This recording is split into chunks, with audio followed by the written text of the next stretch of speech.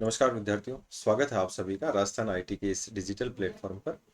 यदि आप लोग कंप्यूटर अनुदेशक की तैयारी कर रहे हैं तो आज का सेशन आप लोगों के लिए फिर से इम्पोर्टेंट होने वाला है। एक तो यदि आप हमारे साथ जुड़ना चाहते हैं तो आप लोग जो है ये बार कोड दिया गया है या फिर लिंक में आप लोगों को जो है एक गूगल फॉर्म मिलेगा, आप उस फॉर्म को फिल कीजिए और जो है अपनी प्रिपरेशन को हमारे साथ स्टार्ट कीजिए। साथ ही हम जो 2022 में जो पेपर हुआ था उसका थोड़ा सा एनालिसिस करते हैं ताकि एक हमें आइडिया हो जाए कि किस तरीके से पेपर आता है और कौन से क्वेश्चन वहाँ पर बनते हैं। थोड़ा सोल्यूशन भी लेकर आया हूँ मैं आप लोगों के लिए। ठीक है, स्पेशली जो मैं बात करूँगा वो Rajasthan history, art and culture, current affairs, ठीक है, इस चीज़ को लेकर बात करूँगा। हालांकि साइंस के क्वेश्चन और वो अपन सॉल्व कर लेंगे, लेकिन मुख्य फोकस जो है वो जीके वाले पोर्शन पर रहेगा और कितना अपने को उसको वेटेज देना है। क्योंकि देखिए 100 नंबर है और 40% नंबर अपने को चाहिए किसी भी कंडीशन में, एनी हाउ। तो आप लोग इसके लिए तैयार रहिए। साथ में आप लोगों के लिए बेसिक कंप्यूटर अनुदेशक जो है उसके बैच प्रारंभ हो गए हैं क्लास 24 एप्लीकेशन पर। तो लाइव बैचेज हैं आप लोगों के लिए, पीडीएफ नोट्स वगैरह हैं, आप लोग यहाँ पर विजिट कर सकते हैं। क्लास 24 एप्लीकेशन डाउनलोड करें। राजस्थान एग्जाम में आप कंप्यूटर अनुदेशक जो है इसमें कोर्स में एनरोल करेंगे तो आप लोगों को जो है पेपर फर्स्ट और पेपर सेकंड के सभी वीडियोस और लाइव सेशन आप लोगों को मिल जाएंगे। तो आज हम जो बात करने वाले हैं उसमें आज का जो सेशन रहेगा वो कंप्यूटर अनुदेशक सीधी भर्ती परीक्षा जो 2022 थी, इसको लेकर अपन चर्चा कर लेते हैं। तो इसमें देखिए अगर अपन बात करें यहाँ पर इसको पेपर को लेकर, तो एक तो देखिए माइनस मार्किंग थी और आप लोग भी जानते हैं कि पेपर का जो लेवल था उसके कारण पेपर फर्स्ट जो है उनका सॉल्व नहीं हो पाया था। और सॉल्व तो क्या नहीं हो पाया था, मतलब 40% नंबर नहीं आए थे। तो एक तो इन क्वेश्चनों की जो है वो बात करेंगे कि कहाँ कमी रह गई। सबसे देखिए पेपर का लेवल इतना हाई नहीं था, आज जो पेपर का लेवल आता है उतना हाई ये लेवल नहीं था। लेकिन क्या था कि कंप्यूटर के जो स्टूडेंट्स हैं उनके सामने सबसे बड़ी समस्या ये है कि उन्होंने जीके इतना नहीं पढ़ा है। तो हालांकि जो अपन ने शुरुआत की है वो बेसिक से ही स्टार्ट की है एप्लीकेशन पर, और यहाँ पर आप लोगों को क्वेश्चन का अपन सॉल्यूशन करा रहे हैं। तो आप लोग जो है उसके अकॉर्डिंग अपनी तैयारी जारी रखिए। तो देखिए पहला क्वेश्चन है, अपन बात करते हैं जेंटलमैन एग्रीमेंट। अब जिसने प्रजामंडल आंदोलन नहीं पढ़े उसको जेंटलमैन एग्रीमेंट नहीं होगा। तो देखिए आजकल प्रजामंडल, पहले क्या होता था, जो मिडेवल राजस्थान है, मध्यकालीन राजस्थान है, वहां से काफी क्वेश्चन आते थे। अब देखिए अब जो है मॉडर्न राजस्थान है जिसमें अपन बात करें कि राजस्थान में प्रजामंडल है, राजस्थान में जो है 1857 क्रांति है, राजस्थान का एकीकरण है, ठीक है, राजस्थानी किसान आंदोलन है, जनजातीय आंदोलन है।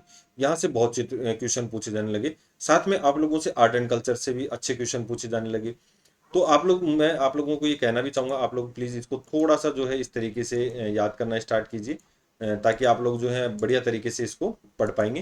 तो अब देखिए पहला क्वेश्चन था, जैसा कि मैंने कहा, राजस्थान के प्रजामंडल से था।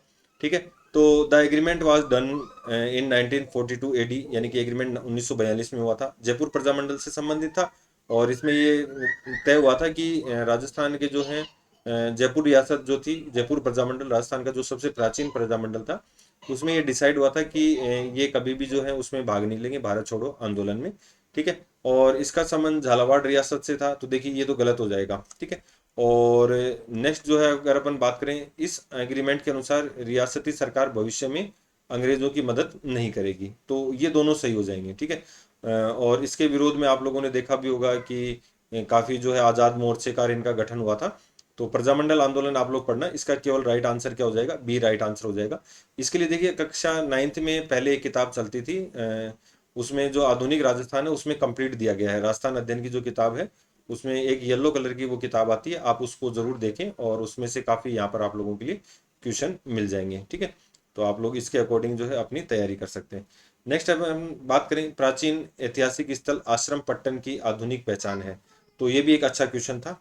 और आश्रम पट्टन जो है आधुनिक रूप से, यानी आश्रम पट्टन किसका प्राचीन नाम है, तो ये केशवराय पाटन। ठीक है, बूंदी में जो है केशवराय पाटन। ठीक है, झालरा पाटन जिसको अपन घंटियों का शहर कहते हैं, विराटनगर जहाँ पर अपन ने जो बैराट सभ्यता की बात की थी, भीनमाल राजस्थान की प्राचीन शिक्षा नगरी है, जालोर में है वर्तमान में। नेक्स्ट अपन बात करें, 17वीं शताब्दी की सिसोदिया राठौड़ गठबंधन में मेवाड़ का शासक कौन था। ठीक है, ये भी अच्छा क्वेश्चन है, काफी बार ऐसे क्वेश्चन जो है रिपीट भी होते हैं, अपने को ये भी ध्यान रखना है। अब देखिए 17वीं शताब्दी में जो सिसोदिया और राठौड़ गठबंधन के समय मेवाड़ का शासक कौन था। तो 17वीं शताब्दी में अगर अपन बात करें तो जैसे औरंगजेब इस समय भारत का शासक था। और अगर यहाँ पर अगर अपन बात करें तो देखिए 17वीं शताब्दी की अगर मैं आप लोगों से चर्चा करूं तो इस समय महाराणा राज सिंह मेवाड़ के शासक थे। और महाराणा जो इधर मारवाड़ का शासक था वो अजीत सिंह को बनाया जाना था। लेकिन क्या हुआ कि औरंगजेब ने उसको शासक बनने वो मानने से इनकार कर दिया।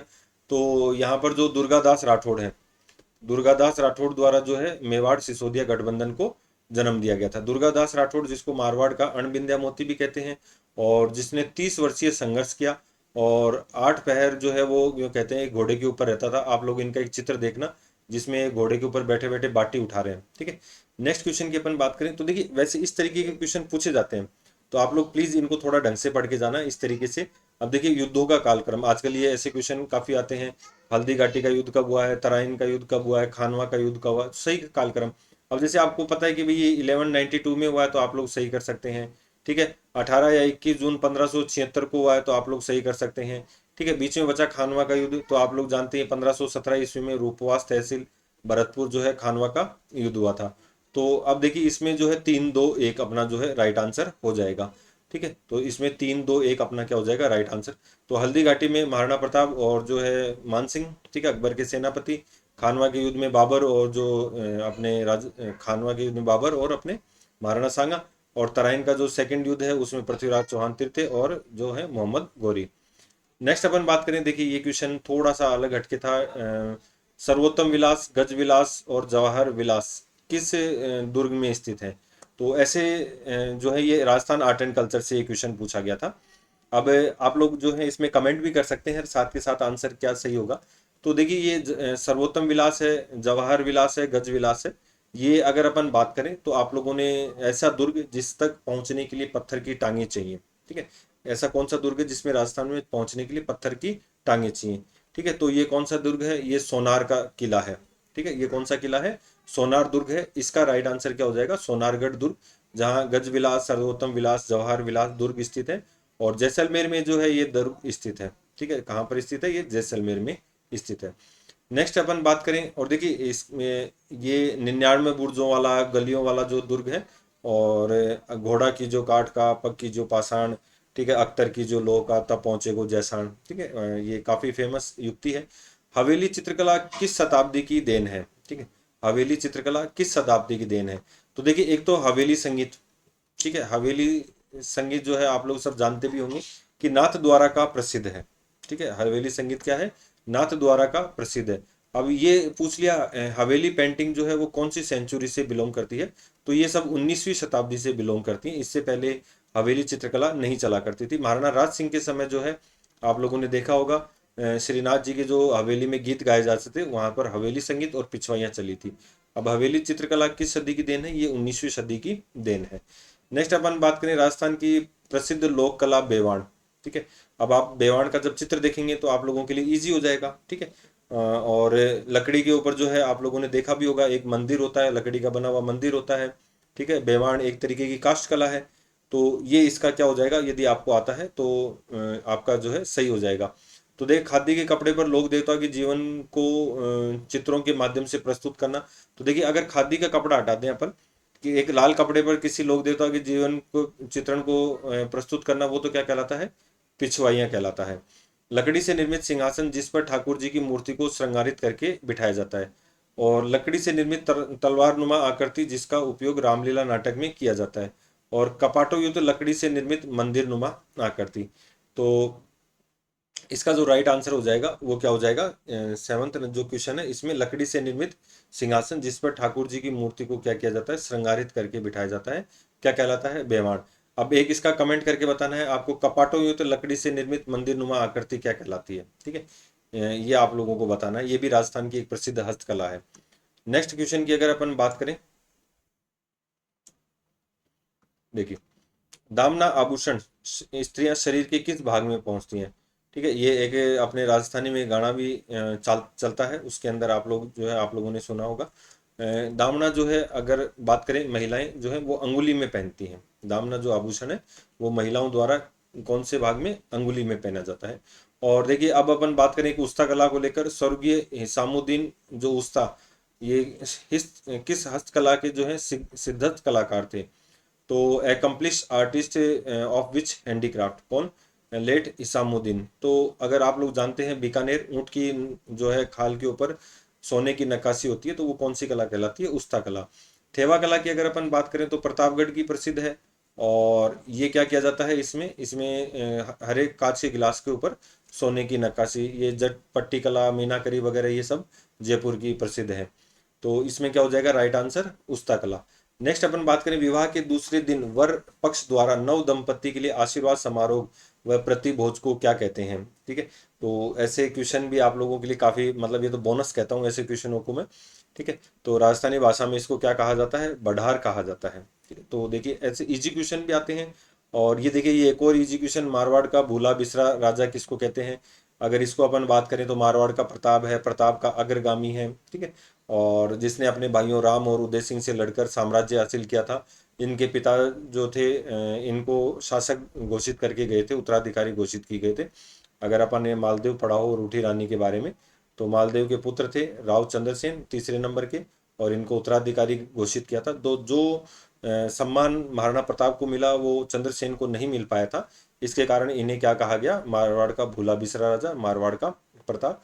अब किस विद्वान ने अपनी पुस्तक राजपूताना पेंटिंग में राजस्थान चित्र शैलियों का वैज्ञानिक विभाजन किया है। तो ये सब आप लोग जानते भी हैं। अगर अपन बात करें आनंद कुमार स्वामी, जिनकी बुक का नाम राजपूताना पेंटिंग्स है, और इसी में इन्होंने जो है राजस्थान की चित्र शैलियों का वैज्ञानिक विभाजन किया है। ठीक है, इजी क्वेश्चन था ये भी। नेक्स्ट अपन बात करें राजस्थान की जो है सुमेलित करना है, राजस्थान सेवा संघ, देश हितैषणी सभा, वीर भारत सभा और सर्व हितैषणी सभा। तो फटाफट, और इसके संस्थापक पूछें किसने किसका संस्थापक किया। अब जैसे वीर भारत सभा है, इसमें आप लोग मैच कर सकते हैं। ठीक है, वीर भारत सभा की अगर अपन बात करें तो इसके संस्थापक कौन थे। ठीक है, तो आप सब लोग जानते भी होंगे कि केसरी सिंह बारेड द्वारा जो है वीर भारत सभा की स्थापना की गई थी। तो राजस्थान सेवा संघ है, देश हितैषणी सभा है। राजस्थान सेवा संघ आप लोग सब जानते हैं। मैं अभी जो मैंने यूट्यूब पर वैसे 2-3 दिन पहले क्वेश्चन सोल्व करवा रहा था, उसमें भी बताया था। बिजोलिया किसान आंदोलन पढ़ाया, विजय सिंह पथिक है, रामनारायण चौधरी है, हरिभाई किंकर है। ठीक है, तो ये इसका राइट आंसर हो जाएगा। तो अगर अपने को दो ऑप्शन आते हैं, ठीक है, अगर अपने को दो ऑप्शन आते हैं तो अपना राइट आंसर हो जाएगा। जैसे राजस्थान सेवा संघ तो 1 नंबर हो जाएगा, और वीर भारत सभा जो है यहाँ पर 2 नंबर हो जाएगा। तो पहले का ए और सी का जो है 2। ठीक है, पहले का ए इसमें है और सी का 2 इसमें नहीं है, तो सी का 2 इसमें, तो राइट आंसर क्या हो जाएगा, ए हो जाएगा। ठीक है, अब देश हितैषणी सभा की अगर अपन बात करें तो महाराजा सज्जन सिंह ने, बिल्कुल। ठीक है, और सर्व हितैषणी सभा, इसकी स्थापना किसके द्वारा, तो स्वामी गोपाल दास के द्वारा इसकी स्थापना की गई थी। ठीक है, ऐसे क्वेश्चन थोड़े से देखिए। अब ये क्वेश्चन भी है, ये आधुनिक राजस्थान से है। नेक्स्ट अपन बात करें निम्नलिखित में से कौन सा युग्म असंगत है। तो जैसे सूरज प्रकाश, अब देखिए किरतार बावनी को अगर आप देखेंगे ना तो आपको अलग ही समझ में आ जाएगा। ठीक है, दुरसा आड़ा जो है किरतार बावनी, ये बिल्कुल अलग हो जाएगा। बाकी देश दर्पण जो है शंकरदान सामोर है, सूरज प्रकाश कर्णिदान है, और रघुनाथ रूपक कौन है, मनसाराम सेवक। ठीक है, तो ये इनके द्वारा क्या की गई थी, ये सब सुमेलित है। केवल जो है किरतार बावनी जो दुरसा आड़ा की है ये सुमेलित नहीं है। नेक्स्ट क्वेश्चन की ओर अपन बढ़ते हैं। निम्नलिखित युग्मों में से कौन सा युग्म पूरा स्थल सुमेलित नहीं है। तो ये मैं आप लोगों को मैंने पढ़ाया डिटेल से। ठीक है, ये वीडियो मैंने एप्लीकेशन पर करवाया है। तो सुनारी झुंझुनू है, गिलुंड राजसमंद है, ओजियाना, ठीक है, ओजियाना भीलवाड़ा है, और जोधपुरा कहाँ है, जयपुर है। तो 15 नंबर क्वेश्चन में अपना राइट आंसर क्या हो जाएगा, ओजियाना। ठीक है, ओजियाना कहाँ पर है, भीलवाड़ा में। तो ये आप लोग वहाँ पर देख सकते हैं। मैंने 40-45 सभ्यताएं एक साथ आप लोगों को लिखवाई हैं, और उनकी पीडीएफ भी मैंने अवेलेबल करवा दी आप लोगों को।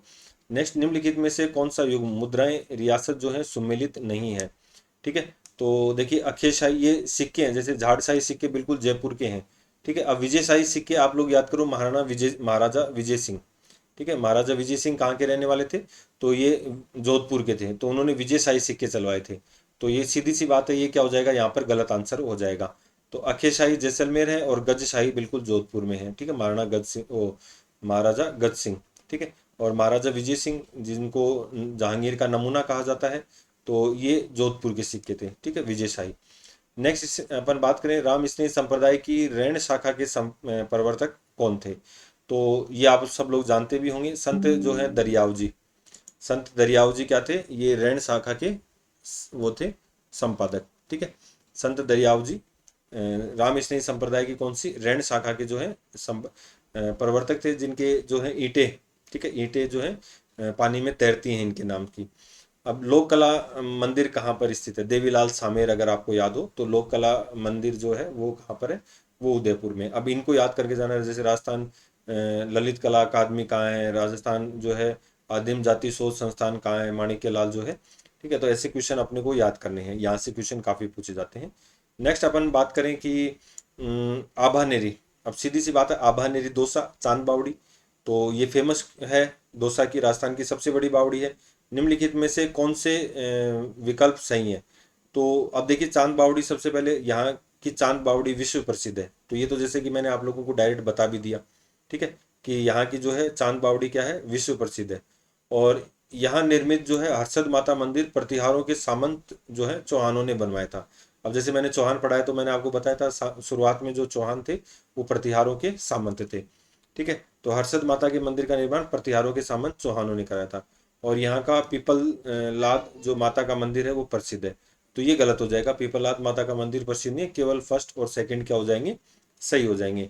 अब नेक्स्ट, ये अच्छा क्वेश्चन था, कुवलय माला। ठीक है, तो कुवलय माला में राजस्थान की कितनी भाषाओं का उल्लेख किया गया था? तो हालांकि ये क्वेश्चन डिलीट हुआ था क्योंकि इसमें कोई भी ऑप्शन सही नहीं था। तो कुवलय माला जो है वो 16 भाषाओं का उल्लेख करती है। ठीक है, कुवलय माला कितनी भाषाओं का उल्लेख करती है? 16 भाषाओं का। आप इसमें कमेंट भी कर सकते हैं, कुवलय माला।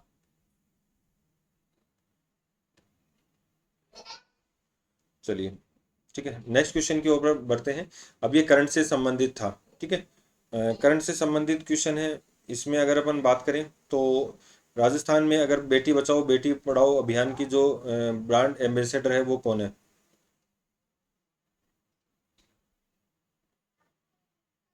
फटाफट बताओ।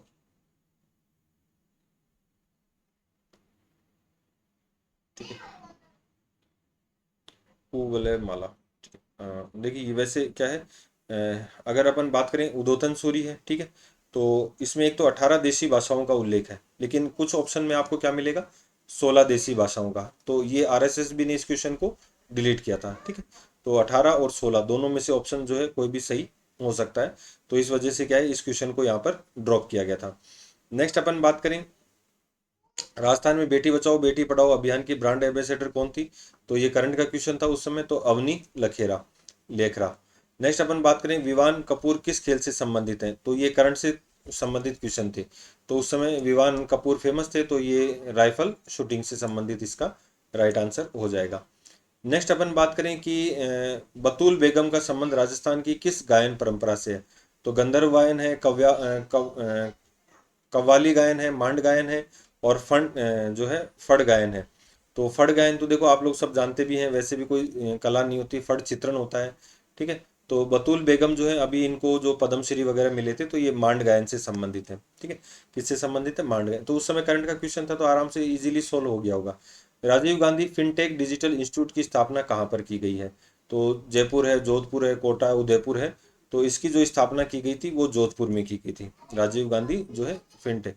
और नेक्स्ट अपन बात करें, राजस्थान में महिला एवं बाल विकास विभाग द्वारा संचालित किस योजना का 19 दिसंबर 2021 को शुभारंभ हुआ था? तो उस समय का जो इसका राइट आंसर था, आईएमएम शक्ति उड़ान योजना। चलिए, महाराणा प्रताप ने अपनी नवीन राजधानी चावंड को कब स्थापित की थी? तो देखिए, जब एक तो ये जो दिवेर का युद्ध लड़ते हैं उसमें महाराणा प्रताप की विजय का प्रतीक माना जाता है। कुंभलगढ़ इनके हाथ से निकल गया था, चित्तौड़ इनके हाथ से निकल गया था। ठीक है, तो उसके बाद जो है इन्होंने लूणा चावंडिया को पराजित किया और चावंड को क्या बनाई, अपनी राजधानी। चावंड के मचिंद के महलों का निर्माण भी करवाया। तो 1585 जो है इसका राइट आंसर हो जाएगा। साहित्य अकादमी पुरस्कार 2021 राजस्थानी भाषा के लिए किसे दिया गया? तो आप लोग जो है थोड़ा सा इस क्वेश्चन को दोबारा देखना, क्योंकि अब 2026 के जो है 25 के 26 के जो अवार्ड है वो थोड़े से देख कर जाना। तो इसका जो राइट आंसर हो जाएगा, मिठेश निर्मोही इसका राइट आंसर था। नेक्स्ट, अब देखिए करंट से संबंधित क्वेश्चन भी आते हैं। और नेक्स्ट अपन बात करें, विश्व में तीसरे सबसे बड़े क्रिकेट स्टेडियम का शिलान्यास 5 फरवरी 2022 को कहाँ किया गया था? अब देखिए ये क्वेश्चन आना था, अब उसके बाद स्टेडियम का कोई अता पता नहीं है, क्या है क्या नहीं है। तो वो चौंक जयपुर में किया गया था, जब आप दिल्ली रोड पर जाते हैं तो ये इसकी स्थापना की गई थी। जून 2021 में प्रधानमंत्री आवास योजना के तहत राजस्थान के किस जिले को देश में दूसरा स्थान प्राप्त हुआ था? ठीक है, तो ये डूंगरपुर। ठीक है, और अभी स्वच्छता में भी डूंगरपुर का विशेष स्थान है। जयपुर थिएटर फेस्ट का आयोजन जयपुर में कब किया गया? तो ये तो उस समय का क्वेश्चन था, तो उस समय जो इसका राइट आंसर था, अप्रैल 2022। अब देखिए निम्नलिखित में से किन वनों को अक्सर पृथ्वी के फेफड़ों के रूप में जाना जाता है। अब देखिए 30 क्वेश्चन इसमें राजस्थान जीके के हो गए, जिसमें राजस्थान हिस्ट्री हो गई, राजस्थान ज्योग्राफी हो गई।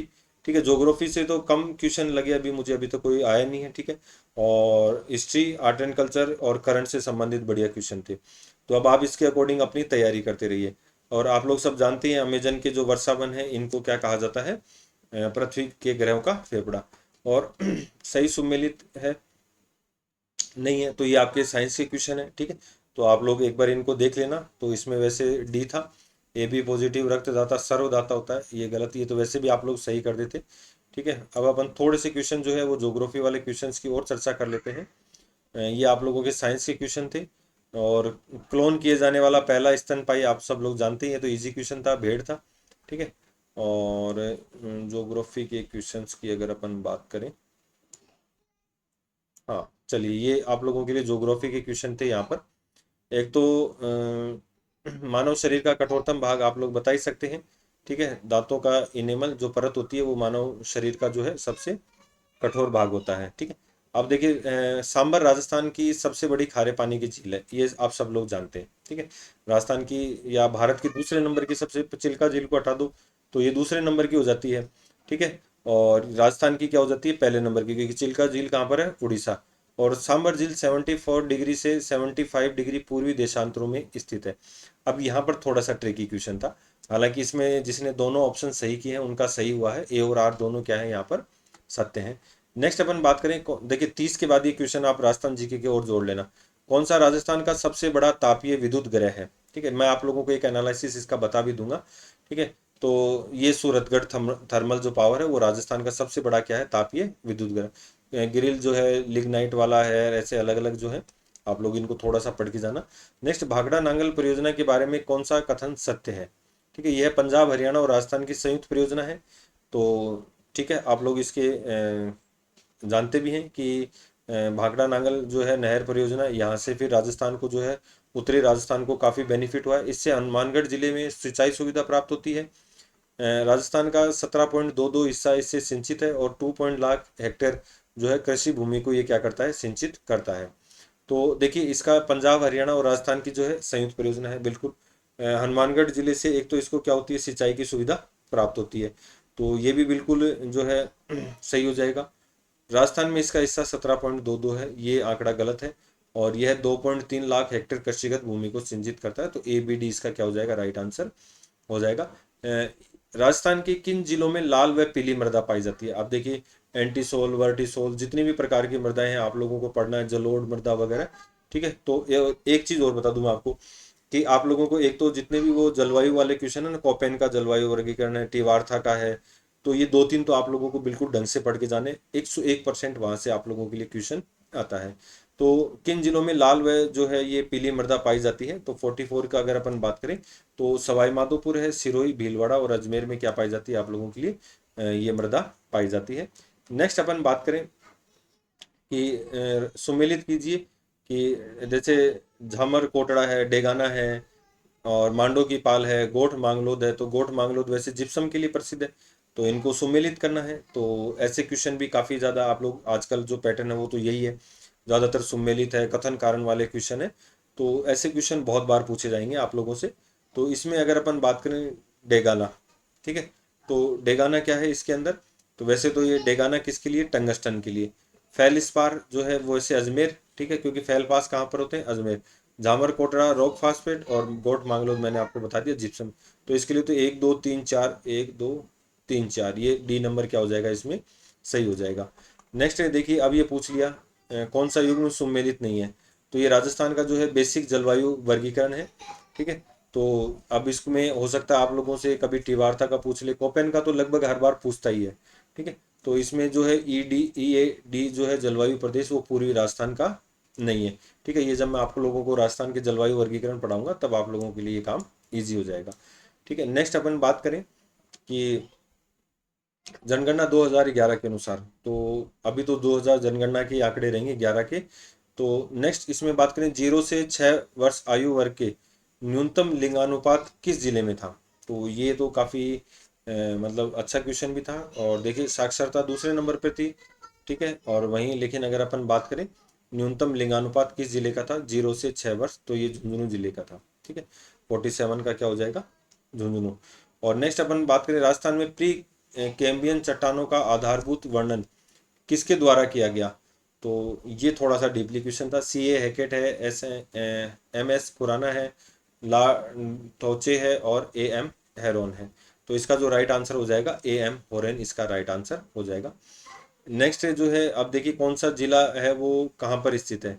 तो आप लोग अगर इसका बांसवाड़ा और जैसलमेर, धौलपुर, गंगानगर, ये तो राजस्थान का अक्षांशीय और देशांतरीय विस्तार पूछा है। ठीक है, तो सुमेलित करना है तो आप लोग इजीली इस क्वेश्चन को तो सुमेलित कर ही सकते हैं।